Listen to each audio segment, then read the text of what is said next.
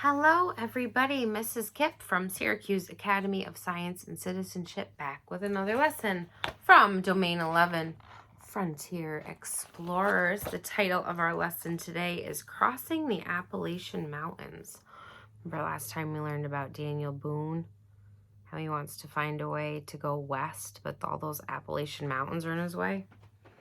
So let's find out what's going to happen. Our objectives today are to locate the Appalachian Mountains on a map, recall basic facts about Daniel Boone, describe Daniel Boone as a trailblazer, and identify what the Wilderness Road refers to. Okay. Well, let's get going over these Appalachian Mountains. I'm ready. All right. Daniel Boone continued to explore the Appalachian Mountains, always on the lookout for a path that might lead him to the other side. One day he was visited by an old friend, John Finley. As the two men talked, Daniel told John of his desire to find a way to cross the mountains. To his great surprise, Finley replied, "Why, I know a way. I've crossed the Appalachians myself." He told Daniel that he knew of several big gaps in the mountains. So a gap is a space in between things, but in this case, it's between two mountains. So this is called the Cumberland Gap. Formed by rushing waters years ago, the natural gaps or passes through the mountains had been trampled down first by buffalo and later by Native Americans. One pass was not too far from where Daniel Boone and his family lived. "It's in Virginia, and it's called the Cumberland Gap," Finley told him. "It's an old Native American footpath." So passes make it easier to cross the mountains than climbing straight up a mountain to get to the other side. And you can only walk or ride a horse on a footpath. Wagons can't ride on them. Boone was delighted. He asked John Finley to show him the way. So here's Daniel Boone on the trail. Not long after that, the two men set off with 4 other men on a big adventure to find the Cumberland Gap. They walked and rode on horseback for many miles before reaching the beaten path that led to a steep side of the mountain. They spent long days climbing up and up and up. Daniel's skills as a woodsman helped him identify animal tracks and follow the Native American footpath. They were overjoyed to reach the top of the mountains, where they could see a magnificent river stretching out beneath them. Following a narrow footpath, the men finally made it to the other side of the Appalachian Mountains, to the land that is now known as Kentucky. So Kentucky is located to the west of the Appalachians, so Daniel Boone made it to the other side.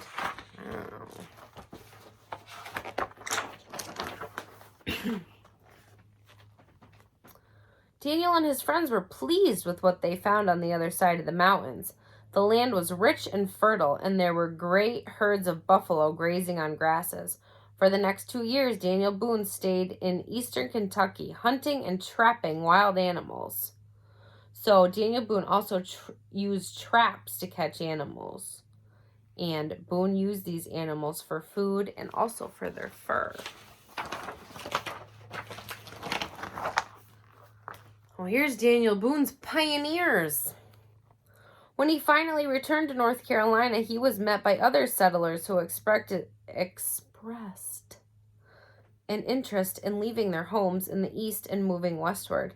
These pioneers asked Daniel if he could show them the way across the Appalachian Mountains. So a pioneer is someone who wants to explore or live in a place that they don't know very much about. "It's not an easy trip," Boone told them. "The forests are dense and there are many dangers along the trail." Would you still go? I don't know if I would. Here's the Appalachian Mountains. They're very pretty. But the pioneering spirit of these settlers remained strong. 2 years later, they convinced Daniel that they were serious about making the hard and dangerous trip to the wilderness lands. Wilderness refers to a place where trees and other plants grow close together, Where people live far apart, often there are few roads that go through the wilderness. And so Daniel led his own family, along with several other families, back through the Cumberland Gap into Kentucky. However, the trip proved even harder for families than it had been for the woodsmen. The families were not used to living in the wild outdoors like the woodsmen. Setting up a settlement in Kentucky was more difficult than the pioneers expected, and they were forced to go back home over the Appalachian Mountains. What? Later, a businessman offered Daniel Boone a job to help widen some Native American trails that crossed the Appalachian Mountains. He wanted Daniel to make the trails wider and clearly marked so that pioneers would not lose their way as they crossed the mountains. Daniel Boone became known as a trailblazer. He helped to open up the way for pioneers to move west. So, excuse me. Boone helped to widen the Native American trails, making it easier for families to make the journey to the other side of the Appalachian Mountains. So he was a trailblazer, so they couldn't get lost. Daniel Boone gathered a group of men to help him clear the forest through the wilderness. Together they worked through the rain, snow, and mud. Their axes chopped down trees and bushes to widen the old Native American footpath so that the pioneers' wagons would fit. Because remember, a footpath was not wide enough for a wagon. They built log bridges across streams. Daniel Boone and the men successfully cleared a trail from eastern Virginia through the Cumberland Gap and into Kentucky. The trail was originally Native American footpaths called the Great Warrior's Path. Later it became known as Wilderness Road. Pioneers from Virginia, North Carolina, and Pennsylvania began to move along the Wilderness Road in great numbers. By the time that Kentucky was declared a state, less than 20 years after the trail was widened, more than 100,000 people had used the Wilderness Road. Daniel Boone's hard work was responsible for opening up the area known as the West to many pioneers.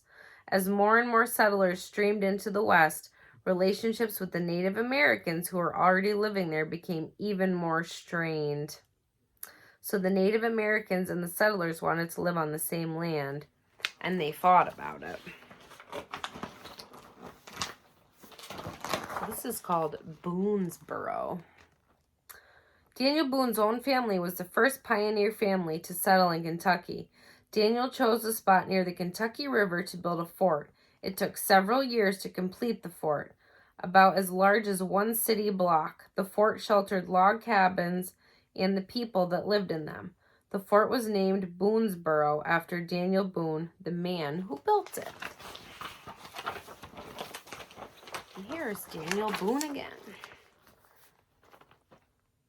Life was difficult for the pioneers in the beginning, but people kept streaming across the mountains. In fact, so many came that Daniel Boone felt his wilderness was being destroyed. It was no longer a wilderness land. He never gave up his love for the wilderness and continued to explore lands to the west of Kentucky until his death at the age of 86. Wow. All right, let's go over some questions quick and we'll call it a day.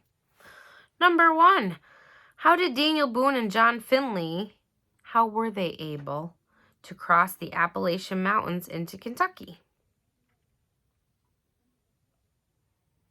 Daniel Boone and John Finley crossed the Appalachian Mountains through the Cumberland Gap using a Native American trail.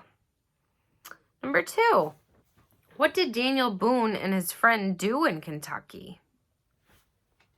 If they got to Kentucky, what'd they do?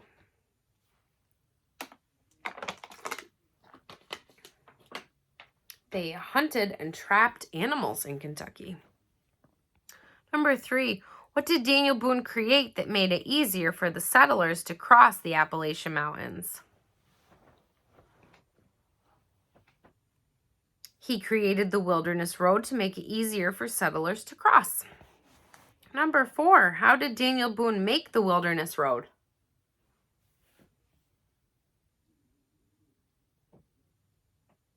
He widened the trail that the Native American used by hiring men to help cut down trees and bushes and build bridges across streams.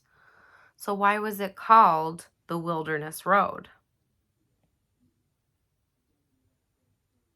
It was a road through the wilderness or forest where trees and plants were close together and people did not live close together.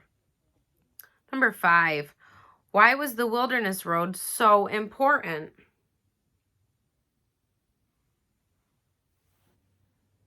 The Wilderness Road was important because it allowed many more people to travel to Kentucky and settle there.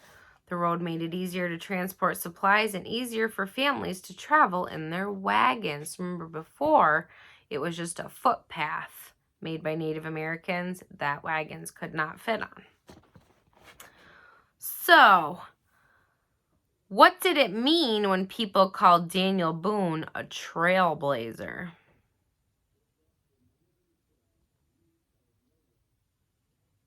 He made trails for other people to follow, and he was the first person to travel through the mountains. All right.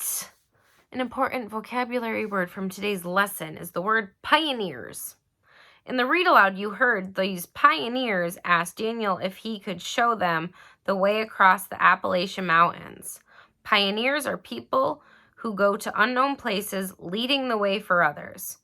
Many wonderful children's books have been written about pioneers settling the western part of the United States. What kinds of traits or characteristics do you think describe pioneers? So what are some words you would use to describe pioneers? People who go to unknown places, leading the way for others.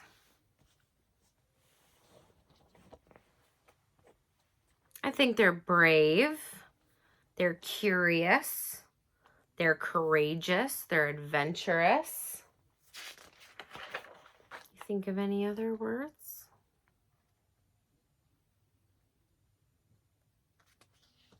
If you can, I would love for you to send me a video or a picture of what you think.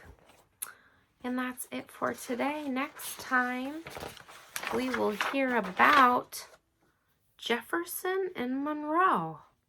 Intriguing. All right, I miss you guys so much. I'll see you next time. Have a good night. Bye.